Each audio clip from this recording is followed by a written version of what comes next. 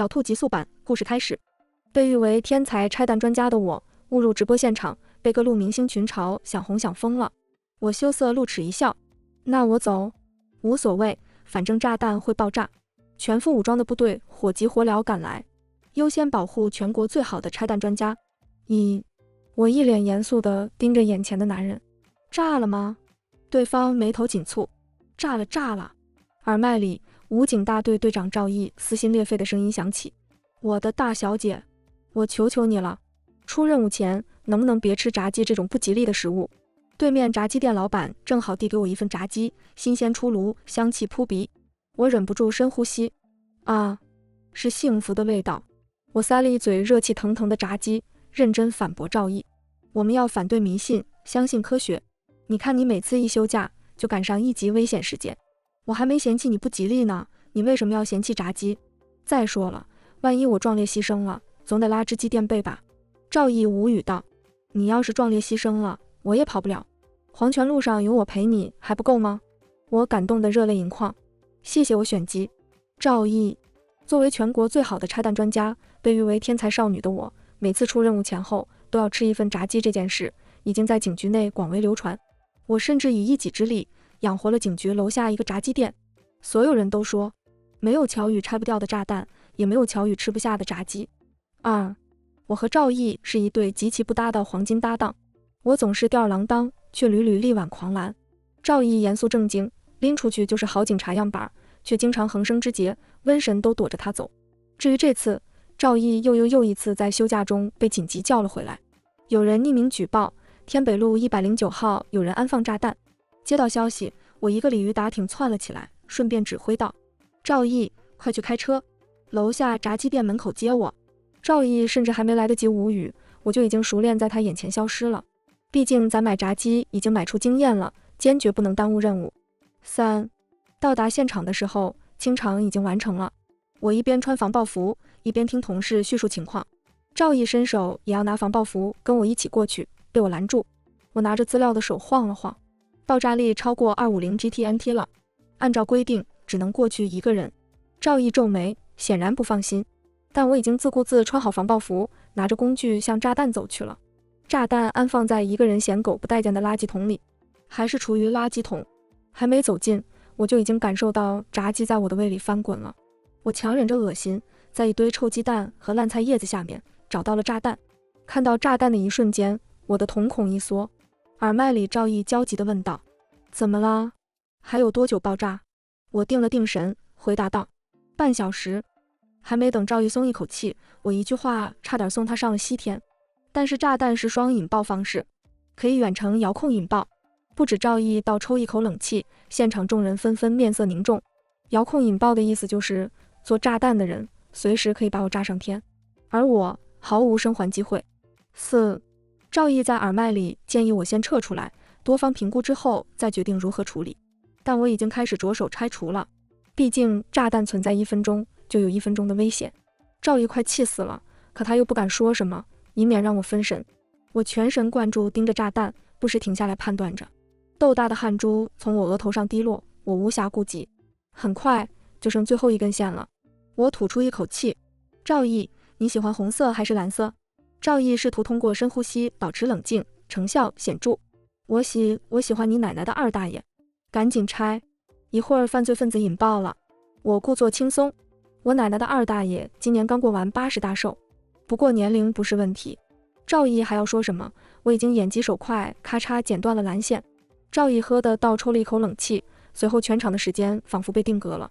炸弹的倒计时定格在了6点30分，随后不再倒数了。所有人都松了一口气。赵毅抹了一把脸，你要剪最后一根线的时候，能不能预告一下？头发都要被吓得离家出走了。我的工作已经完成了，后续的追查主要是赵毅负责。但是所有人心头都盘旋着疑虑，炸弹究竟是谁安放的？既然做了遥控装置，为什么又任由我完成了拆除工作？目的是什么？赵毅安排人送我回警局，我按照惯例去楼下买炸鸡。炸鸡店老板手忙脚乱中看见我来了，笑道，下班了，等着，都给你准备好了，这就炸。老板一边炸鸡一边接电话，马上，这边没有骑手接单，我们也没办法。我们尽快给您送餐。我接过老板递来的炸鸡，挑眉笑道：生意不错啊。老板无奈道：哎，现在点外卖的多，也没人送餐，一会儿说不准就要给我们一个差评。我想了想，老板，我正好下班了，我帮您送吧。老板又惊又喜，哎呦，那可真是帮了我大忙了。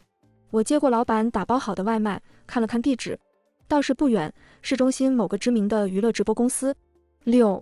我很顺利的到了目的地，一出电梯门就听见尖利的女声响起：吃不上饭就算了，补个觉也这么吵，你们都是干什么吃的？我炒你们鱿鱼。又一个声音响起：小兰姐，直播马上开始了。传说中的小兰姐袅袅婷婷从我身边走过，浑身散发着香气，就是脸色有点臭。我鼻子敏感，忍不住捂嘴啊嚏了一声。小兰姐立刻嫌弃地看过来：真恶心。此时我也认出来了，她正是最近很火的新晋小花，主打做天做地的小作精人设。别说，还真是本色出演。她一眼看到了我手中的外卖袋子。哦，你就是送外卖那个？送个外卖都这么慢，怪不得混得这么差。你也只能送外卖了。助理，给商家和骑手差评。说完，婀娜多姿地走了，旁边有人帮他提着直播需要用到的道具箱子。助理一脸苦相地接过我手中的袋子，小声道：别怕，我不给你们差评，你赶紧走吧。我懒得多说什么，耸耸肩准备离开。刚一转身，就听见助理跟别人抱怨：也不知道哪儿来的闹钟声，那么响，害得小兰姐没睡好，咱们也跟着挨骂。我敏感地停住了脚，回头问道：什么样的闹钟声？助理想了想，很认真地回答道：就是那种哒哒哒的声音，很大声，感觉好像是小兰姐的道具箱子里传来的。我皱起眉头，一丝疑虑在心头盘旋。只用了1秒钟，我就做出了决定，抬脚向录影棚走去。录影棚里节目直播已经开始了，那个工具箱正在角落里放着。我尽量轻手轻脚地走过去，以免影响直播。万万没想到，我的手还没碰到箱子，小兰姐的声音骤然响起：哎，那个送外卖的，干什么呢？偷东西啊？有没有职业道德？你说话的时候有没有考虑到正在直播？咱俩谁没有职业道德？但是现场所有人的目光都已经集中在了我身上，甚至摄像机也转了过来。直播间弹幕开始刷屏：什么情况？这是谁啊？节目组安排的素人，还挺好看的。你们看，小兰姐都快气疯了。确实，小兰姐一脸嘲讽，激情开麦：她就是个送外卖的，想不到心机这么重，以为混进来就能蹭我的热度，想红想疯了吧？一旁一个女艺人也帮腔：对啊，小姑娘，不是长了张漂亮脸蛋就可以火的。小兰姐见有人帮腔，气势更盛：我火是有原因的，因为我足够特别。我点点头表示赞同。特别？你的确特别讨厌。直播间瞬间被满屏幕的站满了，哈哈哈！小姐姐好有趣，笑死了。小兰姐的确有点咄咄逼人，不过确实是这个女生先闯进直播间的，理亏在先啊。小兰姐已经丧失了理智，开始招呼保安把我扔出去。我没理会朝我走来的保安，而是抢先打开了工具箱，一颗炸弹蓦然出现在了我的眼前。与此同时，直播间的大门不知道被谁轰然关闭落锁，所有人都被关在了房间里。吧，随着众人的视线落在炸弹上，现场瞬间一片混乱。小兰姐歇斯底里地吼道：怎么会有炸弹？救我出去！保安疯狂拍打着大门，但是无济于事。摄影师早已不管摄像机了，掏出手机报警。直播间里也是一片混乱。炸弹？真的假的？不像是假的，你看现场所有人都疯了，快报警啊！那个误入直播间的小姐姐好淡定。我提高声音喊道。所有人原地站定，避免因为恐慌导致踩踏。现场瞬间安静了，所有人都看向我。良久，小兰姐不屑道：你算什么东西？轮得到你指挥我们？真把自己当救世主了？我伸手掏出证件晃了晃，扬眉笑道：怎么不算呢？现场一片寂静，弹幕比现场众人更先反应过来。啥情况？小姐姐是警察吗？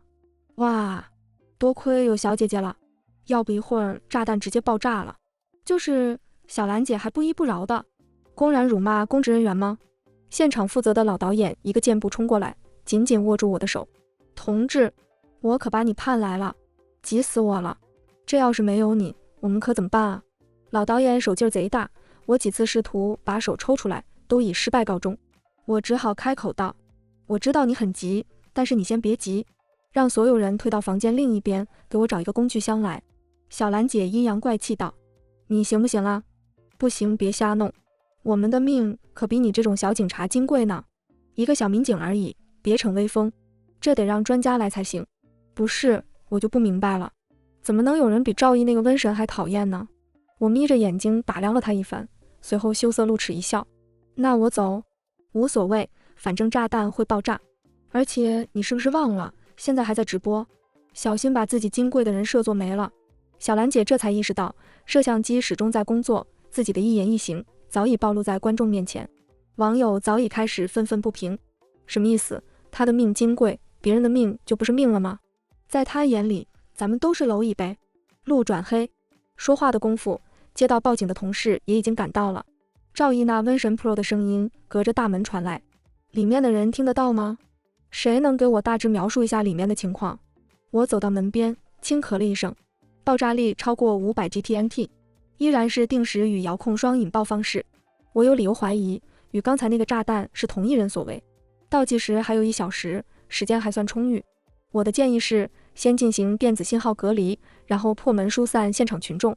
现场众人一脸目瞪口呆的傻样看着我，似乎不明白我为什么懂这么多。良久，门外传来赵毅自欺欺人的声音：我最近这个耳朵说犯病就犯病，听谁说话都像乔二货的声音。我气急败坏：赵瘟神，别逼逼了，麻溜动起来！赵毅目瞪口呆：乔二货，你解释解释，你为什么在这儿？我无脸无力道：说出来你可能不信，我送外卖来了。赵毅悠悠的声音响起：是警局拖欠工资了，还是专家的补贴不够你花了？此时技术人员也到场了，准备进行电子信号隔离，以免犯人遥控引爆炸弹。只是变故突发，就在电子信号隔离前的一瞬间，炸弹倒计时突然呈3倍速度倒数，转眼之间只剩下40分钟了。一种可怕的预感笼罩了我，快让技术人员停止电子信号隔离。赵毅急忙照做，瞬间倒计时的速度恢复了正常。我吐出一口气，视线在房间四周的监控器上掠过。赵毅，安放炸弹的人在警告我们，不许隔离信号，不许破门，否则他恐怕会直接引爆炸弹。闻言，小兰姐尖利的声音响起：什么？我不管，我告诉你们，我有100万粉丝，你们必须立刻马上把我弄出去。奈何完全没有人搭理他。赵毅忙着向上级领导汇报和请示，而我则是回到了炸弹旁边，仔细做着分析与评估。没过一会儿，外面传来了熙熙攘攘的喧闹声。小兰姐一个箭步冲到门口：是不是有人救我来了？外面小助理的声音传来：小兰姐，来了好多全副武装的部队军人。小兰姐立刻洋洋得意：我就说，像我这种咖位的明星，怎么可能不派人保护我？喂，那小民警，别看了，看得懂吗您？有人来救我了，顺便捎上你一起出去。谁知道下一秒，赵毅的声音传来：乔宇，上级领导指示，炸弹固然要拆，人民群众也要坚决保护，但最重要的是保护好你，毕竟你是全国最好的拆弹专家，放在全世界都是行业翘楚，你的安危不容有失。全场震惊，所有人的视线都集中在了我的身上。小兰姐大张着嘴，不敢置信道：专家。弹幕刷屏：这么年轻的女生，居然是全世界排得上名号的专家。我的天，这是什么别人家的孩子？这不比那个做精圈粉？笑死，做精还以为自己的命比别人金贵，连人家一根头发都不如。长得好看，还有实力，我先粉为敬。小兰姐看向我的眼神逐渐变得怨毒，可我此时却无暇顾及这些勾心斗角。我的脑子飞速运转着，一天2颗炸弹，大概率是同一人所为，究竟是什么目的？在向我们宣战和挑衅吗？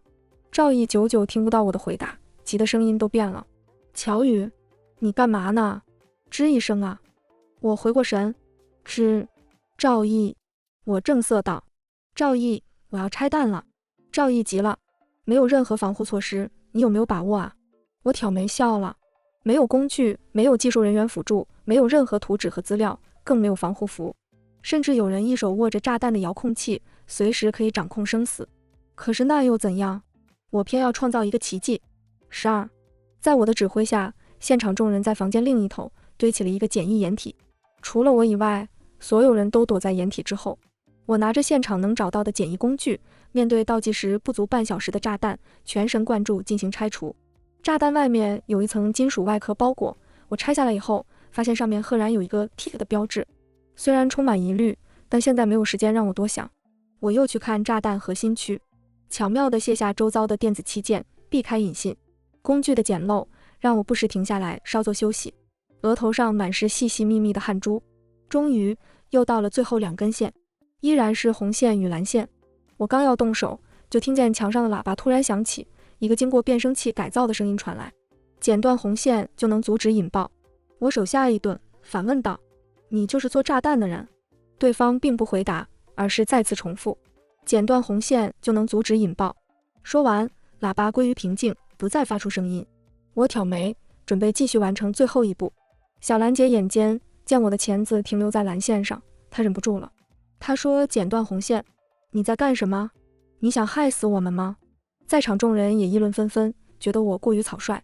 门口赵毅帮不上忙，脾气格外大，都给老子闭嘴，别打扰乔二货。我谢谢您了。无视众人的议论，我依然按照自己的判断，毅然决然剪断了蓝线。线断那一刻，全场都屏住了呼吸。当看到计时器最终停留在了1点30分那一刻，不再倒数时，所有人热泪盈眶，相拥而泣，庆贺自己捡回了一条命。而我只是监控器，一字一顿道：没人能影响我的判断，不管你是谁，我警告你，别碰红线，触犯禁区必严惩不贷。13，赵毅破门进来的时候，目光第一时间锁定了我，他一个箭步冲过来。没事吧？在他身后，2个中年男人跟了进来。我还没来得及说话，小兰姐已经袅袅婷婷地冲了过来。哎呦，这不是岑总吗？您不用担心我，我没事。还是您惦记我啊？来人正是这家娱乐公司的老板，多家上市公司的董事长岑天，45岁，未婚，但有一个女儿，又帅又多金，是众多女明星爱慕的对象。此时他的视线落在了我的身上，我忍不住咽了口唾沫。小兰姐见岑天一直盯着我看，不高兴了。岑总，他就是个小警察，跟咱们不是一个世界的人，你盯着他做什么？岑天仿佛没有听到小兰姐说话似的，转头望向身边另一个中年男人，不悦道：这就是你们说的保证他的安全？接着又看向我：干什么干？不许干了，给我回家。岑氏是要破产了吗？需要你整天与命相搏？好家伙，这是真生气了。识时务者为俊杰。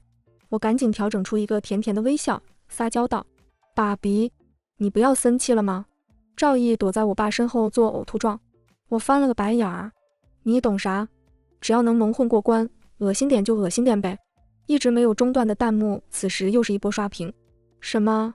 小姐姐的爸爸是岑氏当家人？不是，咱就是说人没有实力，家境就不用这么好了吧？让不让别人活了？有一说一，我好喜欢小姐姐，又冷静又有能力。我刚刚扒了一下她的资料哦，她是名牌大学毕业，跳级读到了博士，毕业拒了国外的多家高薪 offer， 毅然选择了回国。但是小姐姐好像姓乔，为什么她爸爸姓岑？后面的讨论就被同事毫不留情地掐断了，但是不影响事件持续发酵。我在当天喜提了热搜，不过那不是重点，重点是我爸今天似乎油盐不进，铁了心让我回家啃老。我对着另一个中年男人猛使眼色，上。此人正是警局一把手，我们的顶头上司王局长。他与我爸也是老相识，此时他努力做威严状。哎，老岑，这就是你不对了，这是乔宇的理想与爱好。格局打开。我爸冷笑道：格你天往老子开。众人。王局长给了我一个爱莫能助的眼神。这时候我突然想起来了一件事。对了，王局长，这个炸弹做法相当老道，像是专业人员所为，而且炸弹外壳上有一个 T 的标志。此言一出，王局长和我爸脸色齐刷刷变了，满脸都是震惊与不敢置信，隐隐还藏着担忧。我和赵毅对视一眼，问道：怎么了？你们知道什么？良久，王局长叹了口气：该来的终究是躲不掉。我爸有些不赞同地看向他。老王，王局长苦笑一声：如果有的选，我自然不想让他知道，但现在已经是避无可避了。14. 王局长和我爸沉默着将我们带到了烈士陵园，给我们讲述了一段惨烈又悲壮的过去。原来我的亲生父母曾经都是国内数一数二的拆弹专家，但是在一次行动中被一个自称是 T 博士的炸弹犯算计，3个人被铁链绑在一个密闭的房间里，身上都安装了炸弹。T 博士声称他们3个人可以活下来2个，前2个拆掉炸弹的人可以获得走出房间的机会，但是第3个必须留下来，一旦轻举妄动，他就会引爆炸弹，1个人都活不成。房间里的3个人分别是我爸、我妈和岑天。岑天当时已经绝望了，他认为生死关头没有人会以命换命，更何况我父母当时已经有了我，正在襁褓中，怎么可能选择牺牲？但万万没想到，我爸首先选择拆掉了岑天的炸弹，而我妈身上的炸弹也已经被他自己拆了下来。岑天不敢置信地看着我爸从容的笑脸，我爸拉着我妈的手，催促2人：快走吧，我的女儿，以后就叫乔雨吧。出人意料的是，我妈只是温柔笑笑，并没有多说什么。她和岑天一步步走到房间门口，T 博士履行承诺，遥控打开了大门。就在此时，我妈一把将岑天推了出去，随后紧紧关上大门，转身扑到了我爸怀里。响彻云霄的爆炸声响起，2人从容赴死。事后，2人被评定为烈士。T 博士踪迹全无，只留下炸弹外壳上一个 T 标志。岑天和王局长商议之下，为了保证我的安全，决定由岑天收养我，让我远离这一切。但他们万万没想到，可能是血统与基因作祟，我最终还是如同一匹脱缰的野马一般，闯进了他们最不想让我涉足的领域。王局长忧心忡忡：你的身份怕是已经暴露了，对方十有八九是冲着你来的，我安排人保护你。我冷静开口：我不同意。如果我身边一直有人，他可能会一直在市区里安放炸弹，制造恐慌，早晚有一天会伤到无辜的人，不如让他直接找到我，这件事总要有个了结。王局长沉默叹气，算是默许。我抹了抹眼泪，伸手抚摸墓碑上的名字。英雄的孩子依然流淌着英雄的血液，这一次我会亲手送恶人下地狱。15. 但就在我们严阵以待的时候， T 博士却并未找上门，而是以一种意想不到的方式出现了。赵毅一脸严肃地冲进了办公室。 T 博士动手了，他绑架了女明星小兰姐，拒不接受谈判，一定要你去现场。我站起来，冷静开口：好，我去。赵毅张了张嘴，最后却依然什么都没说，只是破天荒用力拍了拍我的肩膀。我们到达现场的时候， T 博士挟持小兰姐躲在密闭的房间里。特警告诉我们，房间条件不好，对方又躲在狙击死角，没办法直接进行狙击。来的路上，我大致了解了情况，因为之前我上了热搜，很是火了一阵子。小兰姐趁热打铁，接了一部以拆弹为主题的电影，想要蹭我的热度。虽然被众多网友吐槽不要脸，但她毫不在意。没想到就在拍摄爆炸这场戏的时候，道具炸弹被 T 博士换成了真正的炸弹，并且挟持了小兰姐。T 博士让人报了警，提出必须由我到场进行拆弹工作，否则将直接引爆炸弹。我走进房间，仔细打量着四周。不得不说， T 博士脑子很好使，这个房间不仅大半都在狙击死角里，而且他本人也很谨慎，只在几个绝对安全的区域行动。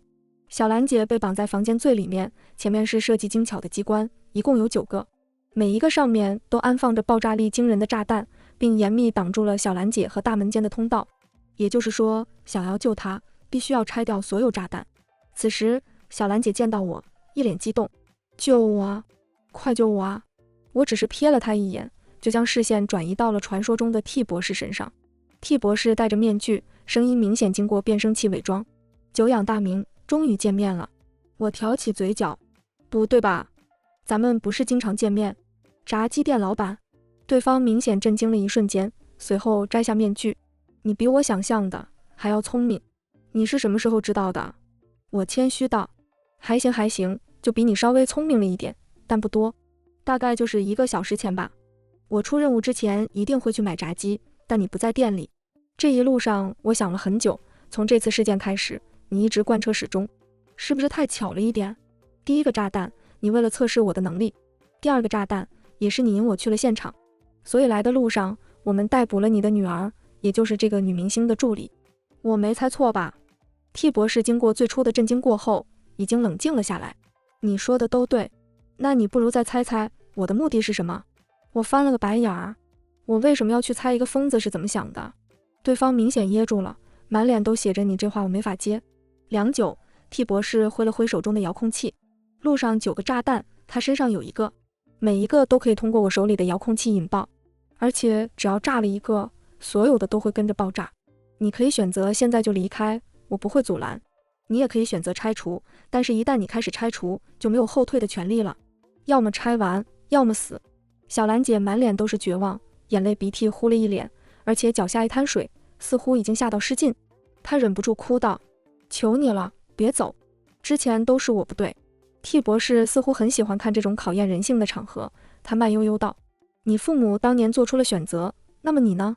我毫不犹豫打开了手中的工具箱，毅然走到了第1个炸弹前面，开始动手拆除。小兰姐似乎自己都不敢相信，我竟然真的会为了救她，不顾自己的性命。而 T 博士则是蛊惑一般道：你的父母救的，好歹是一个善良富有的商人，你救的又算是个什么东西？只会做天做地的废物女明星。我头也不抬，我救的是我的信仰，你这种人不会懂的。说完，我不再说话，全神贯注拆除炸弹，1个、2个、3个。当拆到第6个的时候，我的手已经忍不住开始颤抖了。高强度的工作，手握遥控器的犯人，以及缺氧的房间，让我整个人体能消耗到了极致。这是真正实力的比拼。我忍不住苦笑。按规定，一个拆弹专家每天不能拆除2个及以上的炸弹。今天我一气儿拆了10个，恐怕又要变成行业传奇了。终于，我拆掉了路上的9个炸弹，来到了小兰姐的身边。她震惊地看着我，已经说不出话了。T 博士忍不住哈哈大笑：小丫头，有2下子。可我告诉你，今天我来这就没打算活着回去，所以你不可能成功拆除这最后1个炸弹的。我会在你拆除的时候直接引爆，大家一起下地狱吧。良久，我实在忍不住了。你觉得你这样讲武德吗？那你为啥不在我一进来的时候就引爆？我还费劲拆了这么半天。16，T 博士似乎已经癫狂了。我做了一辈子炸弹，炸弹就是我的靠山，最后我也将死于爆炸。哈哈哈！眼看 T 博士就要按下手中的遥控器，我连忙制止。等一下。T 博士怀疑地看向我，你要耍什么花样？我露出一个单纯的笑容。都要死了，让我整理一下发型呗。T 博士，不过我这个人确实爱臭美，之前他假扮炸鸡店老板的时候也深有体会。头可断，血可流，发型不能乱。于是 T 博士无语地点了点头。我掏出随身携带的小镜子，对着镜子整理发型，一边在心里默念：赵瘟神，你可别让我失望啊。整理好头发，我一只手把玩着镜子，对着 T 博士开口：对了，你知道吗？你的靠山是炸弹，可我也有靠山。我的靠山是我的祖国和战友。说时迟那时快，电光火石间，我用力将镜子朝着 T 博士指去。镜子在半空中划过一道优美的弧线，随后只听砰的一声， T 博士额头上出现了一个血洞，他浑身颤抖着倒下，手边是他再也无法按下的遥控器。与此同时，赵毅手中拿着还没来得及放下的狙击枪，破门而入。见我平安无恙，他忍不住靠着墙瘫软。我伸出大拇指，狙击传奇，名不虚传。就在刚刚我掷出镜子的一瞬间，赵毅的子弹在须臾间先是击中镜子，随后在镜子的阻挡下改变了轨道，直直射中了 T 博士的额头。这个过程哪怕有丝毫偏差都不行，但赵毅最终还是做到了。17，我成功拆除了最后一个炸弹，小兰姐被救了出去。临走时，她似乎想对我说点什么，但最终还是一句话没说。经历了这2次事件，再加上她人气大幅下降，很多黑料都被人扒了出来，也很难在娱乐圈混了。大批粉丝脱粉，品牌解约，她面临着支付一笔巨额赔偿金的情况。后来又听说她被吓出了毛病，有点风吹草动，就如临大敌，余生不得安稳。不过那都是后话了。T 博士一枪毙命，他的女儿也依法得到了应有的下场，而我和赵毅依然在热爱的岗位上发光发热，真好。18番外，危机过去之后，我被王局长和岑叔叔勒令去寺庙烧香祈求平安，我完全不感兴趣，赵毅倒是勇于参与。我试图用科学说服他们。岑叔叔，王局长，您看哈，赵毅这么热爱封建迷信，逢庙就进，遇佛就拜，可依然倒霉的人神共愤。所以这说明了什么呢？说明烧香是不管用的。赵毅在一边，勿 Q。岑叔叔点点头，冷静道：“你要是不去，我今天就帮你辞职。”所以说，哪怕我已经是拆弹界的传奇了，总是有一个人是无法战胜的，就是监护人。无奈之下，我只得跟赵毅一起出发去了寺庙。赵毅一路上兴致勃勃，我昏昏欲睡。到了寺庙，赵毅拉着我一个殿一个殿拜过去，我无奈之下只得陪着他发疯。这货要多虔诚有多虔诚，嘴里一个劲儿捣鼓碎碎念，也听不清说的是啥。我忍不住吐槽，要不你说大点声，或者说慢点。这家伙，佛祖要想听清楚你说的是啥，是不是得先去考个普通话甲等证书啊？换来对方一个白眼儿。终于还剩最后一个不起眼的小店，香火不旺且无人问津。谢谢我选机。姓赵毅犹豫半晌，终于还是一路小跑去了。我马上回来，你在这些会儿等我。我表示深深的佩服。过了一会儿，我觉得反正闲着也是闲着，索性去看看吧。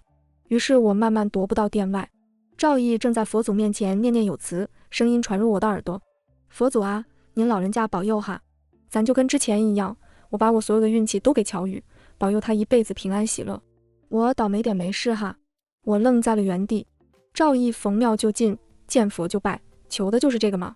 眼看这货还在那头锲而不舍。乔宇的身份证号是 XXXXXXXXXXX。您老人家别保佑错人啊！谢谢您了，阿弥陀佛，哈利路亚，么么哒。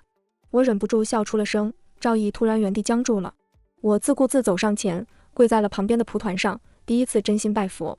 我的运气已经很好了，有这么一个傻子陪在身边，足够幸运了。